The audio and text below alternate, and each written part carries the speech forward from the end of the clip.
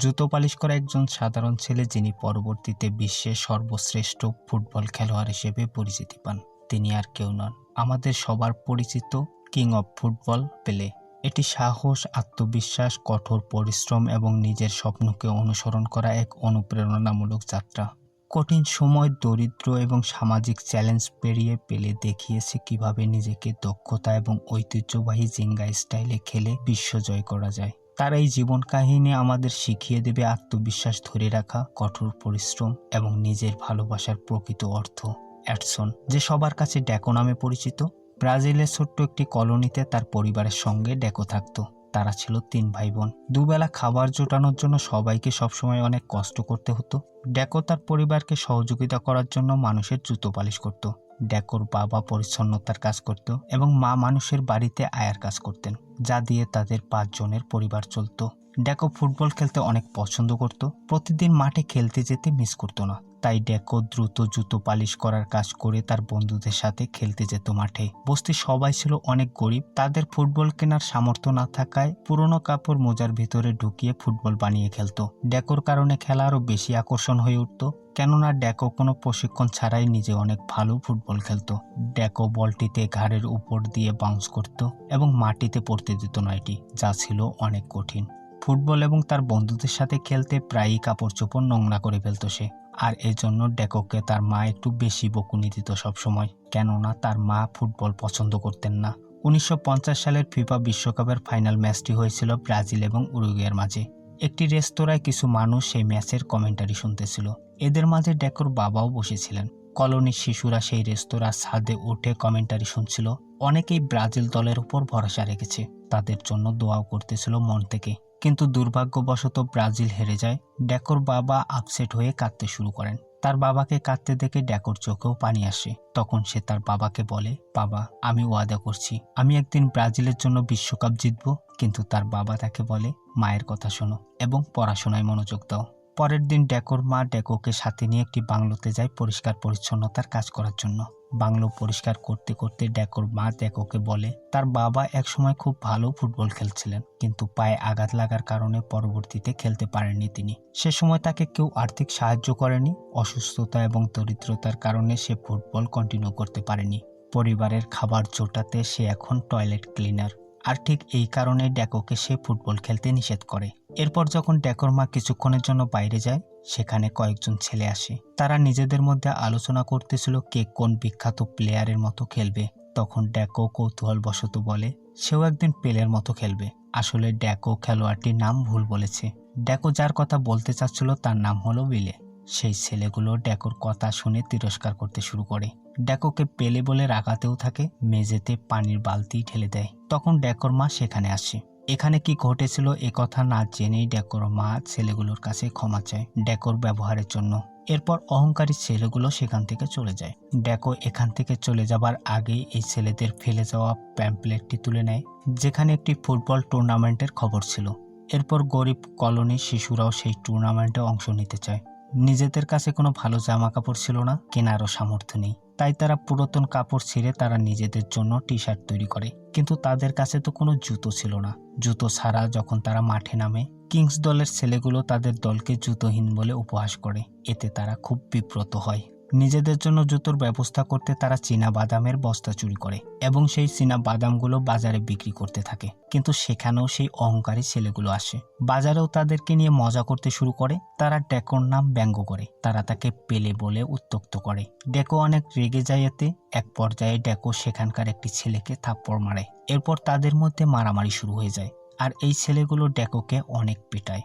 মার খেয়ে যখন বাসায় ফেরে, ড্যাকোর মা ভেবেছিল তার স্কুল শিক্ষক হয়তো তাকে মেরেছে, তাই তিনি স্কুলের শিক্ষকের সাথে দেখা করার জন্য যাওয়ার প্রস্তুতি নেন। কিন্তু ড্যাকোর বাবা পুরো বিষয়টি জানতে পেরেছেন। তার মাকে শান্ত করে বলে সে নিজে পরের দিন শিক্ষকের সাথে দেখা করবেন। পরের দিন সকালে ড্যাকোর বাবা ড্যাকোকে বলে, মারামারি নয়, একজন ভালো খেলোয়াড় তার পারফরম্যান্স দিয়ে প্রতিপক্ষকে জবাব দেয়। তোমার নিজের পরিস্থিতি নিয়ে লজ্জিত হওয়ার কিছু নেই।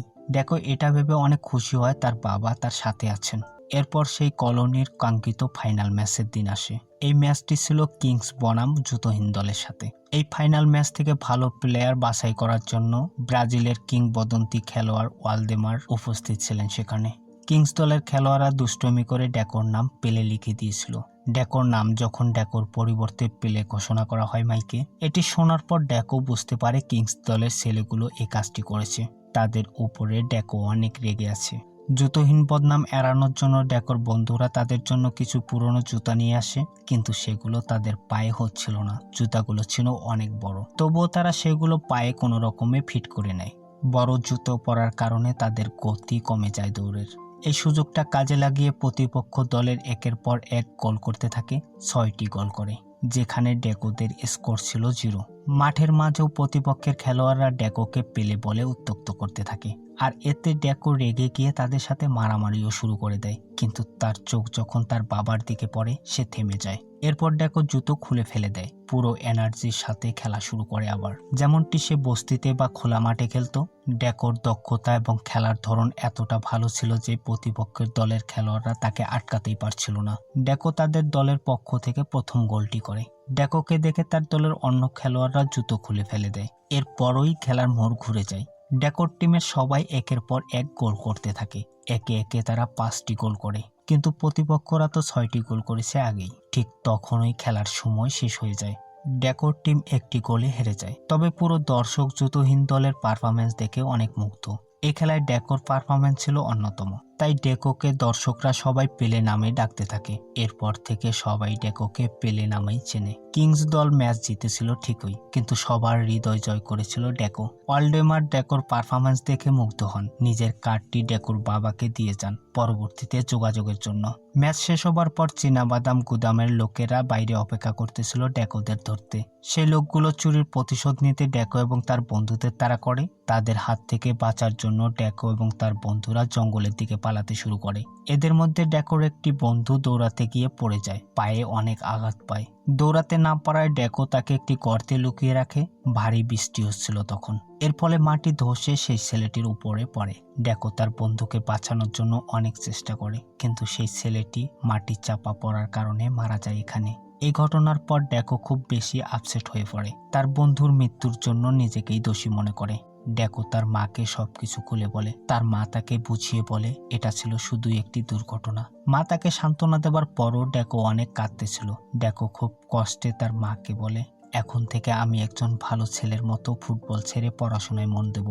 পরের দিন ড্যাকোর বাবা স্কুল শেষে ড্যাকোকে কাজে নিয়ে যায় কাজ শেখানোর জন্য, যেখানে তিনি হসপিটালে পরিচ্ছন্নতা হিসেবে কাজ করতেন। পরিচ্ছন্নতার কাজ ছিল খুবই কঠিন, কিন্তু ড্যাকোর বাবা ছিল একজন অত্যন্ত পরিশ্রমী লোক, যিনি অনেক ধৈর্যের সঙ্গে প্রতিদিন তার কাজ শেষ করতেন। কাজ শেষ করার পর তারা দুজন বসে গল্প করার সময় ড্যাকোকে তার বাবা বলে কিভাবে সে ছোটবেলায় আম দিয়ে ফুটবল বানিয়ে খেলতো। তিনি ড্যাকোকে কিছু স্কিলও শেখান। তবে ড্যাকো তখনও দুর্ঘটনার জন্য নিজেকে দোষী মনে করত, তাই তার বাবার দিকে মনোযোগ ছিল না তার। কলোনির শিশুরা যখন ফুটবল খেলতো এবং খেলার জন্য ড্যাকোকে ডাকতো, তখন ড্যাকো তাদের সাথে খেলতে যেত না, মন খারাপ করে বসে থাকতো সবসময়। ড্যাকোকে তার বাবা স্বাভাবিক করার জন্য অনেক পরিশ্রম করেন। ধীরে ধীরে তার বাবার পরিশ্রম প্রভাব ফেলতে শুরু করে ড্যাকোর উপর। ড্যাকো তার বাবা যেভাবে দেখিয়েছিল তার মতো করে অনুশীলন করতে শুরু করে। এভাবে কিছু বছর কেটে যায়। ড্যাকো প্রতিদিন প্র্যাকটিস করে। ড্যাকোর বয়স এখন 15। ড্যাকোর পারফরমেন্স দেখে ড্যাকোর বাবাও অনেক মুগ্ধ। ড্যাকোকে অনেক নতুন নতুন কৌশল শেখাতেন তিনি, যা ড্যাকো খুব এনজয় করে শিখত। একদিন ড্যাকোর মা ড্যাকোকে তার বাবার সঙ্গে অনুশীলন করতে দেখেন। ড্যাকোর দক্ষতা থেকে মা বুঝতে পারেন ফুটবলেই ড্যাকোর ভবিষ্যৎ। তখন তিনি ওয়ালডেমারকে তার বাড়িতে ডেকে আনেন। ড্যাকো যখন বাড়িতে ফেরে তখন ওয়ালডেমার তাদের বাড়িতে পৌঁছে গেছেন। ওয়ালডেমার ড্যাকোকে স্যান্টোস ফুটবল ক্লাবে জয়েন করতে বলেন। এই খবর শুনে ড্যাকো অনেক বেশি খুশি হয়ে যায়, তার মাকে জড়িয়ে ধরে।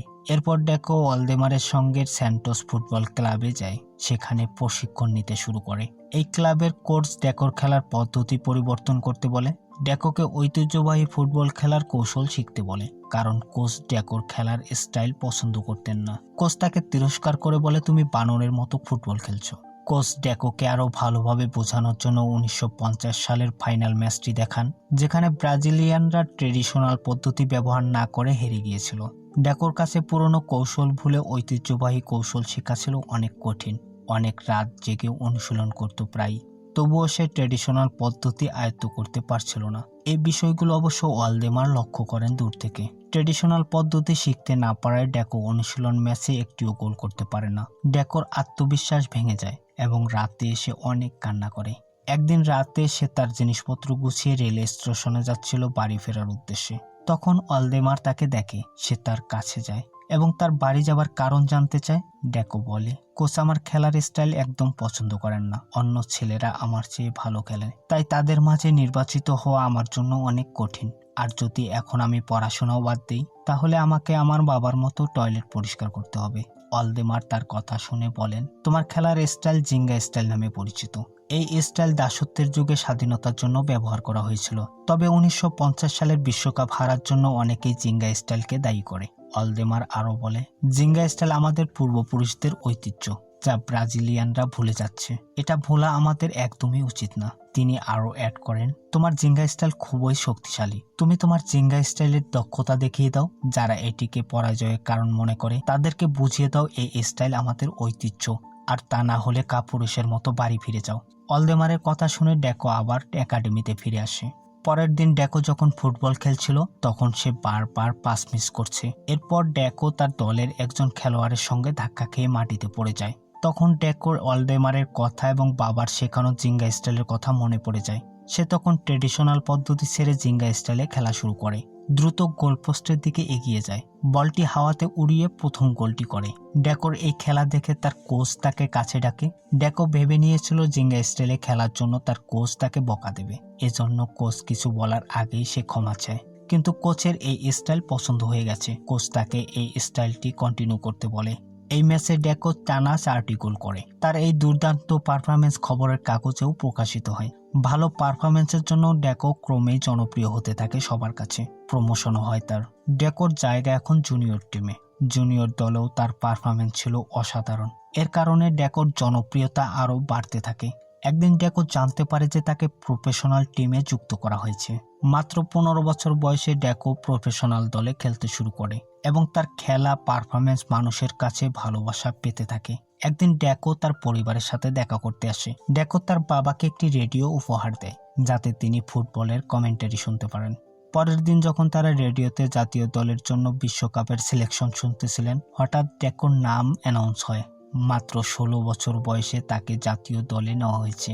এটা শুনে তার বাবা অনেক বেশি খুশি হয়ে যান। ড্যাকোকে বিদায় দেওয়ার সময় তার বাবা বলেন, তিনি ছোটবেলায় জিঙ্গা স্টাইলে ফুটবল খেলতেন, কিন্তু এই ম্যাচে সন্দেহ এবং অনিশ্চয়তার কারণে তিনি ফুটবল খেলতে পারেননি। আঘাত পান, তার কেরিয়ার একেবারেই শেষ হয়ে যায়। তিনি ড্যাকোকে বলেন, ডাউট এবং ইনসিকিউরিটিতে জিঙ্গা স্টাইলের কোনো জায়গা নেই। এরপর ড্যাকোকে তিনি একটি টি শার্ট দেন, যেখানে লেখা ছিল পেলে। সে আরও বলে, যখন মানুষ তোমাকে নিচু দেখানোর চেষ্টা করবে বা তোমার খেলার ধরন নিয়ে প্রশ্ন তুলবে, তখন তোমার নিজের প্রতি আত্মবিশ্বাস রাখতে হবে।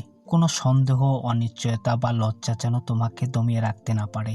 ড্যাকো এরপর জাতীয় দলের খেলোয়াড়দের সাথে দেখা করে, যারা ছিল খুবই বন্ধুসুলভ। তবে সেখানে জোস নামে সেই ছেলেটি ছিল যে সবসময় ড্যাকোকে জ্বালাতো। ড্যাকো এবং জোস একই গ্রুপে ছিল। কোচ তাদের দুজনের মধ্যে একজনকে বেছে নেওয়ার কথা বলছিলেন। জোস তার ইতালিয়ান স্টাইল নিয়ে গর্ব করত। ঐতিহ্যবাহী ফুটবল স্টাইল খেলায় পারদর্শী ছিল সে ড্যাকো এবং অন্য খেলোয়াড়দের তাদের জিঙ্গা স্টাইল নিয়ে উপহাস করে। সংবাদ মাধ্যমেও জিঙ্গা স্টাইল নিয়ে প্রশ্ন উঠতে থাকে। আর কোচ তখন বলেন যে তারা শুধু ট্রেডিশনাল পদ্ধতিতেই খেলবেন, কেননা আমরা 1950 সালের বিশ্বকাপ জিঙ্গা স্টাইলের কারণে হেরে গিয়েছিলাম। জাতীয় দলের খেলোয়াড়রা নিজেদের দেশেই যেন নিজেদের অসহায় মনে করতেছে। কোচ অন্য খেলোয়াড়দের বেশি প্রায়োরিটি দিচ্ছিলেন।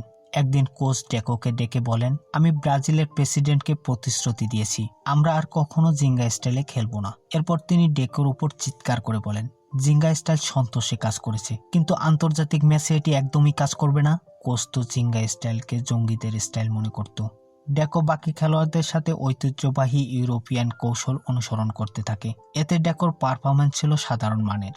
একদিন কোচ ম্যাচের জন্য 11 জন খেলোয়াড় বাছাই করছিলেন। জোস এবং ড্যাকোর মধ্যে প্রতিযোগিতা হয়। জোস ঐতিহ্যবাহী স্টাইলে ড্যাকোর থেকে অনেক এগিয়ে। সহজেই ড্যাকোকে হারায় জোস।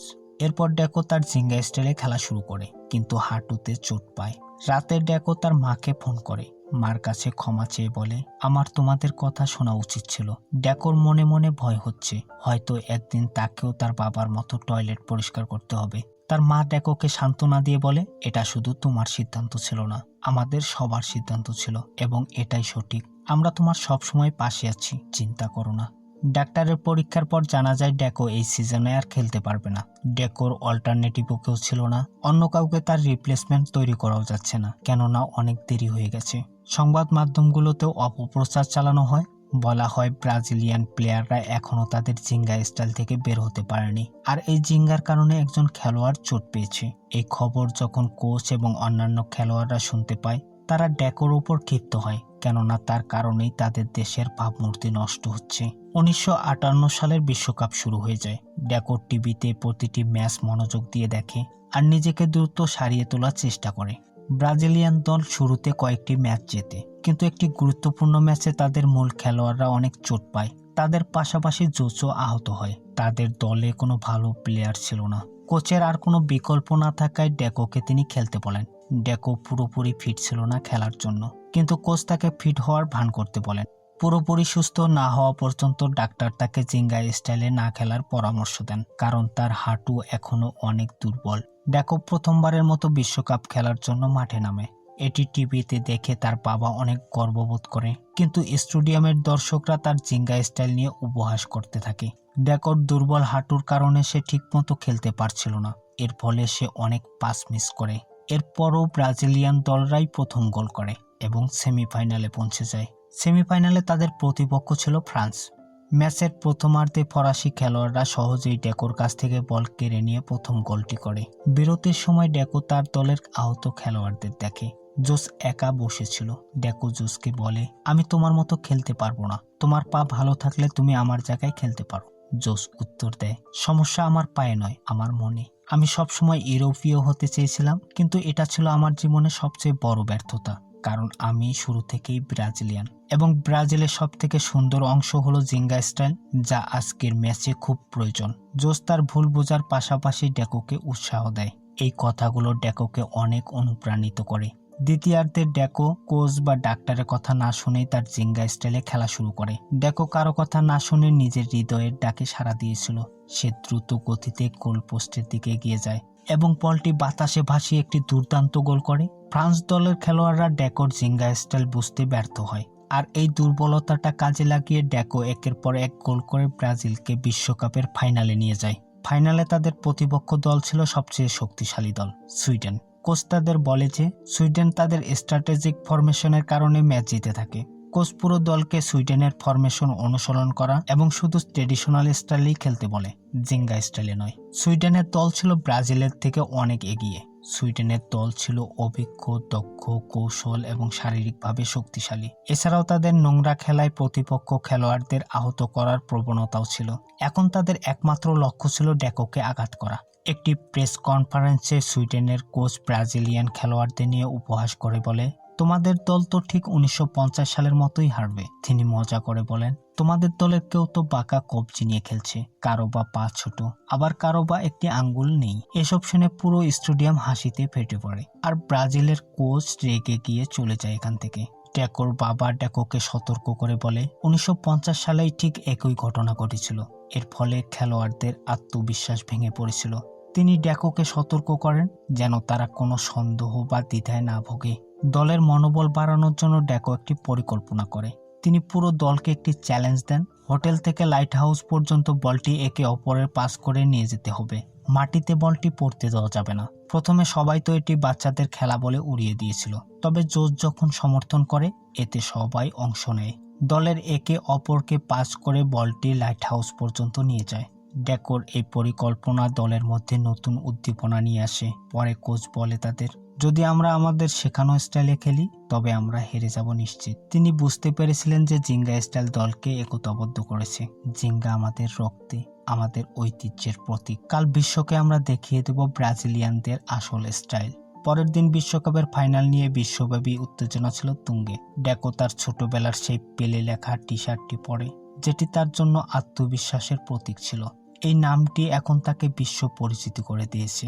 ম্যাচ শুরু হয়। সুইডেনের খেলোয়াড়রা পেলেকে আঘাত করার চেষ্টা করে, তবে সে কোনোভাবে রক্ষা পায়। সুইডেন প্রথম 4 মিনিটের মধ্যে একটি গোল করে। পেলে হতাশায় না ভোগে নিজেকে সামনে নেয়, জিঙ্গা স্টাইলে খেলা শুরু করে।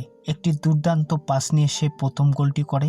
ডেকোর খেলায় অনুপ্রাণিত হয়ে দলটি দ্বিতীয় গোলটি করে। জিঙ্গা স্টাইলে খেলার ফলে পুরো দলের মধ্যে একটি অসাধারণ একত্রতা দেখা যায়। তারা সবাই সাইড ল্যাঙ্গুয়েজে কথা বলতে থাকে, যা তাদের খেলার সমন্বয়কে আরো বেশি মজবুত করে তোলে।